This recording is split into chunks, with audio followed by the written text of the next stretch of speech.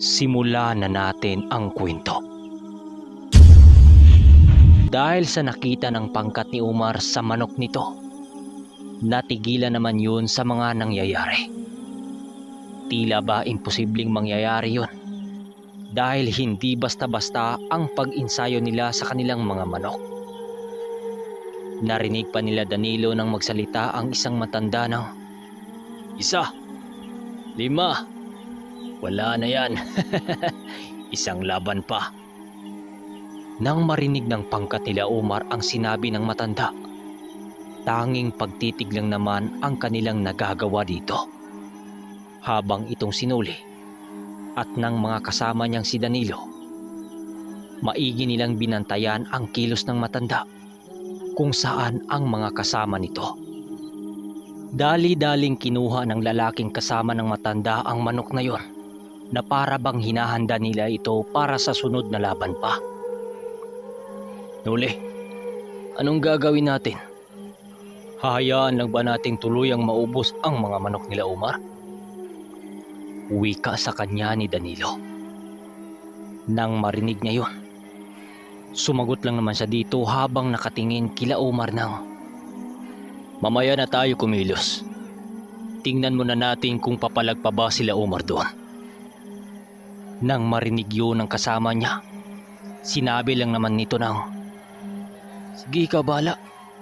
Basta ako, susunod lang ako kung ano ang gagawin mo."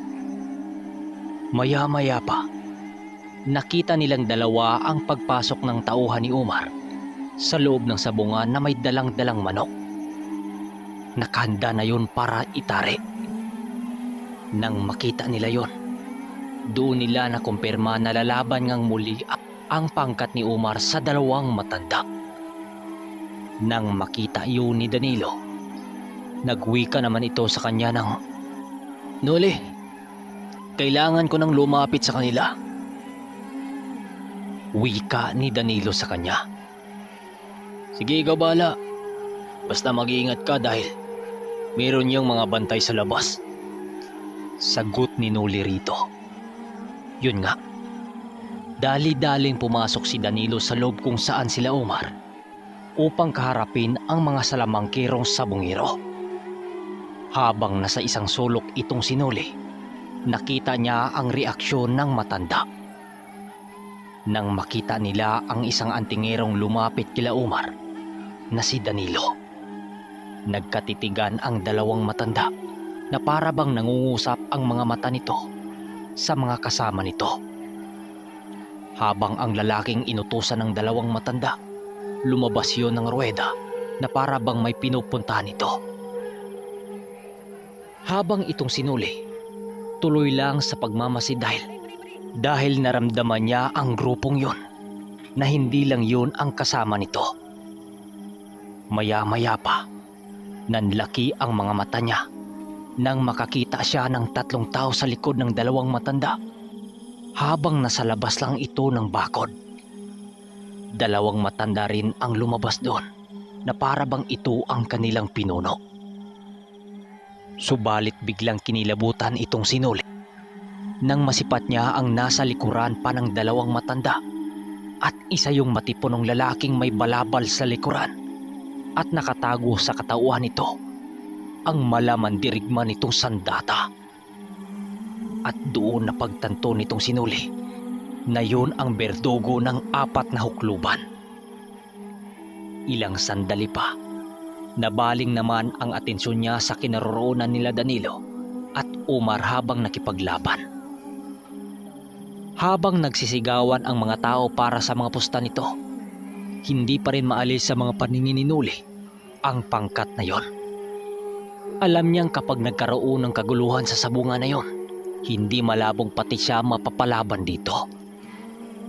Habang hawak-hawak ni Danilo ang manok ni Umar, nakita naman ito si Noli ang ginawa ng kaibigan niya. Nag-usal ito laban sa salamangkang maaring gawin ng kalabang matanda at ikinarga na rin nito ang mga nalalaman nitong usal para tanganin sa manok upang magawa man lang nitong makasabay. Habang ang 2 matandang kaharap nila, ginawa din ito ang mga alam nilang sandata. kagaya ng mga orasyon, palipad hangin, upang malinlang ang pambatong manok ni Danilo. Nang mag-utos na ang sentensyador para bitawan ang mga manok, ramdam naman nitong sinuli ang mga kapangyarihang nagsangkaan sa bawat panig. Sa pagsabayan ng mga manok sa lupa, halos kitang-kita ni Nuli ang pagkalamang sa kalaban. Subalit kahit ganun pa man, hindi rin nagpapatalo ang panig ni Danilo.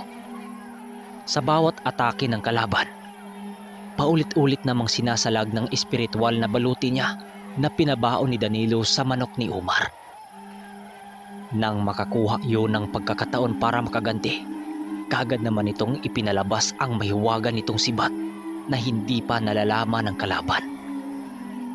Sa pagtama ng espiritual na sibat na yon sa kalabang manok, kitang-kita noon itong sinuli kung papaano nabuwal ang isang matanda sa pagkakatayo nito. Nang madapa ang matanda sa lupa, kasabay naman ang pagkatumba ng manok nito na para bang iisa lang ang buhay nito. Kaagad binangon ng lalaking alalay nito ang matanda habang nagsisigawan noon ang pangkat ni Umar. Sa pag-aakalang panalo na sila at makakabawi na sa laban. Subalit laking gulat nila nang karyuhin na sa sentensyador ang mga manok. Nang bigla na lang nangingisay ang manok ni Umar doon sa lupa at biglang namamatay. Dahil buhay pa ang nakadapang kalabang manok, yun pa ang nagwawagi sa laban na yon. Dahil sa mga nangyayari, tahimik naman ang grupo nila Umar habang ang kalaban nila humahalakak ito sa kakatawa. Kung naguguluhan kayo sa mga kwento kong binabasa, ganito lang yon. Dahil isang antingerong sabungero itong si Danilo, kaya't ang mga nalalaman niyang mga sandatang espiritual, ginagamit niya sa mga manok upang tanganin ito sa lahat ng laban. Ganon din ang kalaban dahil alam naman natin ang mga hukloban ay panig sa kadiliman, tapos nagkataong may bisyo din yung hindi maiwasan kagaya ng pagsasabong. Kaya't hindi malabong gagamitin din ito ang mga aral nitong natutunan, pero kadalasan sa mga hukloban may mga dugo itong aswang o may mga alagang mga aswang din. At ang mga hukloban, ito yung mga nilalang sa kaliwa na may kakayahang halos kapantay na ng mga ermitanyo. Kadalasan sa mga hukloban, nakakaya na nilang pumasok sa impyerno. Iniwasan ito ng ibang mga ermitanyo dahil sa taglay nitong kapangyarihan. Dahil hindi yun mauubusan ng abilidad dahil mismong mga demonyo sa impyerno ang mga hinugutan nila ng mga lakas at kapangyarihan. Balik tayo sa kwento. Dahil sa naganap na laban na yon at natalo sila, hindi naman masisisi ni Umar itong si Danilo dahil alam na ni Umar kung anong klaseng nilalang ang nakaharap nito. Habang pinagmasdan ni Nuli ang paglabas ng grupo ni Umar sa labas ng ruweda, nakita naman niyang lumabas din ang dalawang matanda at ang isa nitong alalay. Bali ang bilang ng grupong yun, nasa 6 yun at hindi pa sukat ni Nuli ang taglay nitong mga kapangyarihan. Paglabas ni Danilo, kagad namang nag-usap silang dalawa. Kaibigan, nakita mo rin ba ang ibang mga kasama ng matandang yon? Tanong sa kanya ni Danilo. O Danilo, nakita ko nga sila at batid kong nagtataglay ng hindi masukat na lakas ang mga kasama nito. Tara, lapitan na muna natin sila Umar. Matapos nilang mag-usap, tumungo na sila sa pangkat nila Umar. Nang makalapit na sila dito, nagtatagay naman yun na parabang iniinom lang nito ang kanilang pagkatalo. Nang masipat sila nito, nagwika naman yun ng, "Oy, buddy, ito, tumagay ka muna. Sayang, 2 laban hindi kami nakabawi." Wika ni Umar sa kanya. "Oo, nakita ko nga buddy. Pero bakit naman kasi Doon nyo pa inilaban sa mga matatanda? Mga salamangkiro yun eh. Sagot niya rito. Nang marinig yun ni Omar, ang sabi lang naman ito ay, "Oo nga buddy, yun ang mali namin. Pero okay lang, babawi na lang tayo sa susunod." Nang marinig ito ni Noli, ininom lang naman niya ang tagay na nakasalin sa baso niya. "Pero gusto niyo bang makabawi sa grupong yon?" Biro ni Noli dito. Nang marinig yun ng kanilang grupo, natigilan naman ang grupo nila maging si Danilo. "Bakit buddy? Lalaban ba tayong muli doon?" Ang sabi naman ni Noli ay, "Oo naman pwede. Pero mamaya pa yon. Ubusin na muna natin tong 1 galon na tuba." Nang marinig yun ni Omar, tumabi naman itong umupo sa kanya habang umaakbay pa. "Ikaw bahala buddy. Basta wala lang sa akin yung talo namin kanina. Baka nagkataon lang ang lahat." Makalipas pa ang kalahating oras, medyo tinamaan na sila ng kanilang iniinom. Pinakuha ni Noli ang isa niyang manok upang ipatad sa mga matatandang hukluban na naglilibot sa sabungan na yon. Nang makuha na niya ito, muli silang nag-uusap ni Omar habang ang mga kasama nila abala yun sa kanilang kwentuhan din. Pumayag naman si Omar at Danilo ang maghanap sa matanda upang labanan yun sa manok ni Noli. Matapos nun, naglalakad na noon ang dalawa habang itong si Noli pumunta sa ibang direksyon ng daan para pagmasdan ang pag-usap nila Omar sa grupo ng matatanda. Upang magawa niyang makita ang kinaroroonan ng mga ito, pasimple siya noong lumabas sa sabungan. Nang makakita siya ng isang kahoy na maaari niyang akyatan, agad naman siyang umakyat doon na hindi nalalaman ng mga tao. Nang nasa taas na siya ng puno, doon niya nakita ang pangkat ng hukluban habang kausap nito sila Omar at Danilo. Magamat alam na ng mga hukluban na antingero ang isa sa mga karap nila, hindi yun gumagawa ng kakaibang kilos na para bang nag-isip din yun sa maaring kahantungan ng grupo nila. At doon itinatak ni Noli sa kanyang isipan na hindi basta-bastang malalakas lang ang karga ng mga ito, kundi mauutak din yon. Sa pagbalik nila Omar sa kanilang iniinuman kanina, dali-dali naman siyang bumaba ng puno. Hindi pa man nakarating ang mga ito sa kanilang pwesto kanina, sinalubong na niya ito habang nagwiwika ng, "Ano buddy, kumakasa ba sila?" Nang marinig yun nila Omar at Danilo, nagkwento naman ito base sa kaharap nilang mga hukluban. Ayon dito, nung sabihin daw nila na makipagtapat sila sa mga manok, pangisingisi pa nga daw yung isa doon na para bang galak na galak itong makipaglaban muli kay Danilo. Subalit ang hindi nila alam, sinuli ang lalaban sa mga salamangkirong mananabong na yon. Doon niya inilabas ang mga gamit niyang mga tari. Sila lang tatlo noong nag-uusap sa ilalim ng puno ng mangga habang kinakabita ng bulang ang manok. Habang ginagawa niya ang mga bagay na yon, nagpapalipad hangin naman siya sa buong paligid upang gisingin ang mga anino na galing sa kanyang birtud ng bubuyog. Isinuot na rin niya sa banang tari ang maliit na hibla ng birtud upang maging mas malakas ito at hindi kakalas kapag matamaan yun sa kalaban. "Kaibigan, seryoso na ba yan? Mukhang parang ubusin mo na yung mga manok ng matatandang yun ah." Patawa-tawang sabi sa kanya ni Danilo. Si Omar naman, maigi yung nanood sa kanyang ginagawa dahil naramdaman din ito ang kaibang estilo niya sa pagtatari. Sinabi rin niya dito na bawal yun mahawakan ng ibang mananabong dahil sagrado ang mga inilapat niya rito.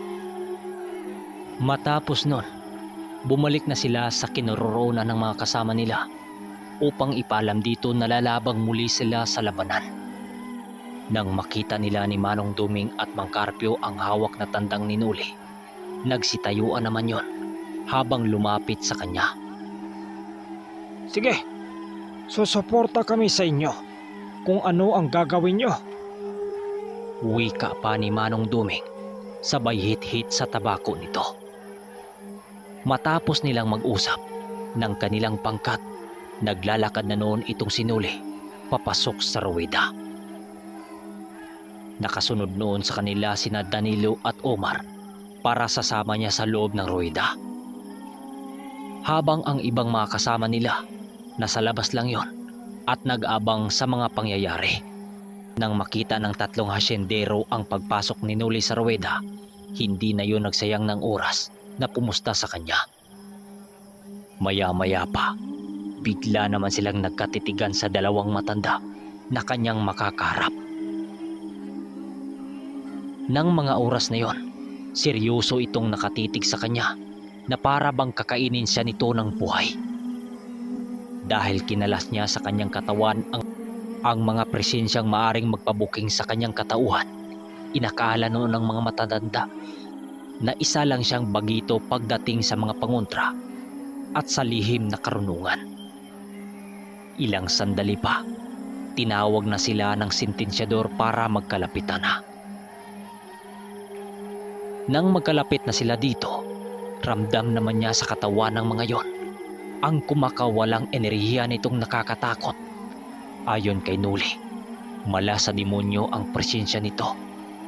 Binalaan sila ng sentensyador na ilalayo ang bitaw sa manok. Bago pa bitawan ni Noli ang kanyang hawak na tandang, kargado na yon ng mga sumpa at pangontra. Bukod sa mga gamit na yon, inilapat na rin niya dito ang baluting nagliliyab na hindi nakikita ng mga nilalang na napapanig sa grupong kaliwa. Sa paglapag ng mga manok sa bilog ng sahig, bumungad kay Noli ang totoong anyo ng mga manok na yon sa kanyang paningin. Biglang nag-iba ang balahibo nito na para bang tuyo na kahoy yon. Umitim din bigla ang mga mata nun. Ang akala niya nanggagaling sa matanda ang kapangyarihan dito, subalit nagkakamali siya. Dahil ang makakalaban pala ng kanyang mga manok ay isang inkantong manok. Nang makita yun ni Noli, dali-dali naman niyang pinalitaw ang mga anino upang sanggain ang nilalang na yon. Hindi kasi obra ang mga gamit niya rito dahil ang mga inkantong nag-aanyong manok, bago pa lang ito pumasok sa mundo ng mga tao, may baon na yung mga sumpa sa kahit mutya at kaya nitong patulugin.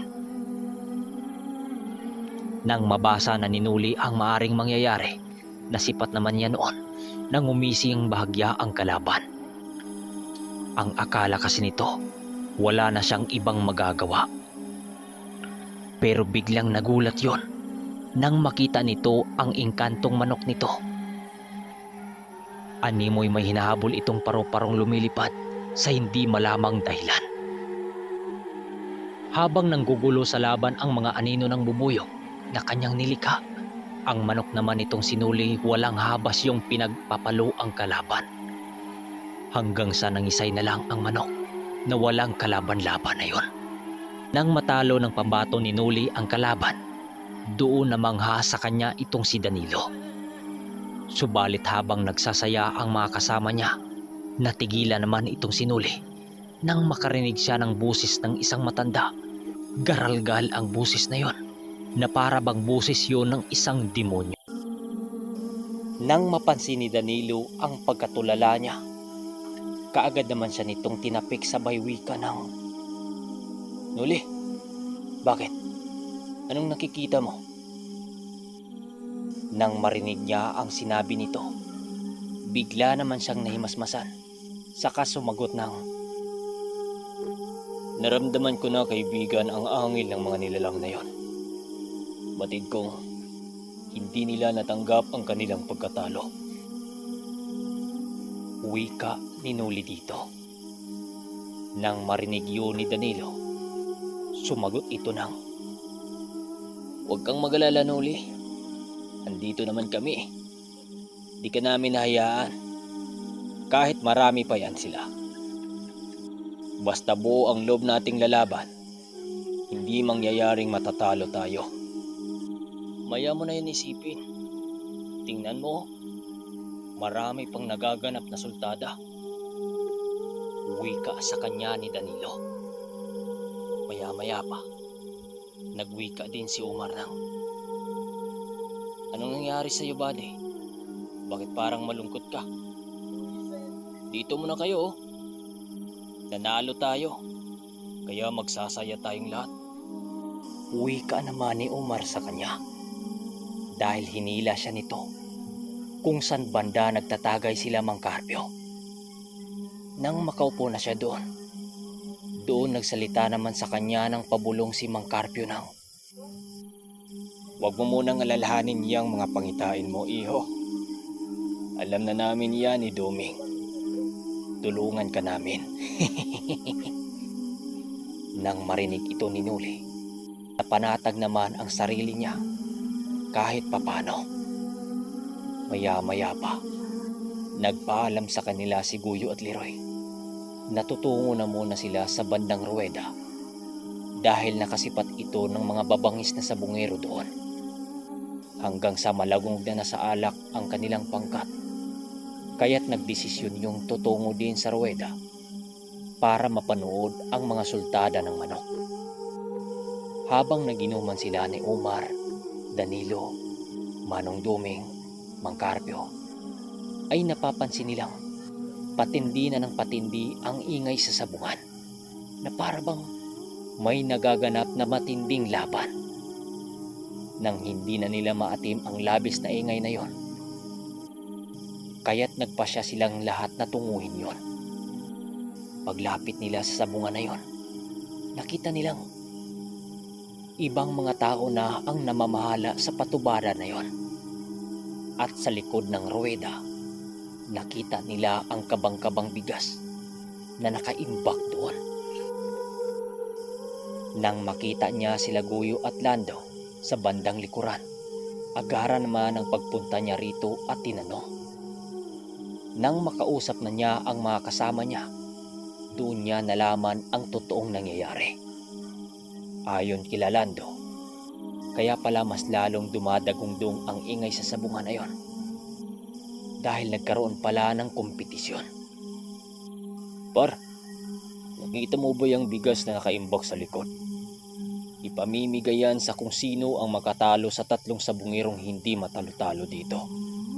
Sa palagay ko, may mutsyayang mga yan. Dahil 2 na sa mga pambato kong napatay sa laban." Dahil sa sinabi nito, napakamot naman sa ulo itong sinuli dahil lumaban yun na hindi nagpapaalam sa kanya. "Teka par, lumaban kayo doon?" Wika niya dito. Ang sagot naman ni Guyo sa kanya ay, nakaya siya kumasa sa laban na yon dahil naghangad itong makakuha ng isang kabang bigas. Dahil sa mga sinabi nito, nagtataka naman itong sinuli kung bakit ninanais yun ng kaibigan niya. Hindi naman yun naghihirap sa buhay. Sa patuloy niyang pagtatanong kay Guyo, doon niya nakuha ang punto nito. Ayon dito, na kapag mananalo siya sa laban na yon at makuha ang isang kabang bigas, ipamamahagi niya ito sa mga taong kapuspalan. Nang marinig ito ni Noli, doon niya napag-isip-isip sa kanyang sarili na tumulong sa mga labis na nangangailangan. Bumalik sila sa kinaroroonan nila Mang Doming at Omar habang pinapanood ang sultada. "Buddy, totoo bang na kapag matalo mo ang isa sa mga yan, may isang kaban kang bigas?" Tanong sa kanya ni Omar. Nang marinig niya ang sinabi nito, sinabi naman niya dito ang buong istorya. "Kung ganun, kakasako sa isa sa mga yan. Para naman, kung sakaling manalo tayo, may maibibigay tayong mga biyaya sa mga tao dito. Nang marinig ito nila Manong Duming, hindi naman yung tutol dito bagkos mas pabor pa sila doon. Halos sa lahat ng mga sabungerong sumubok labanan ang tatlong mga sabungerong naroroon, niwala man lang ang nakataob sa mga yon.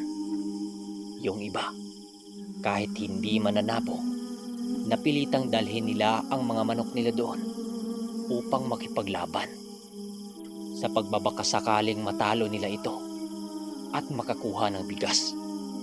Subalit bigo silang manalo dito.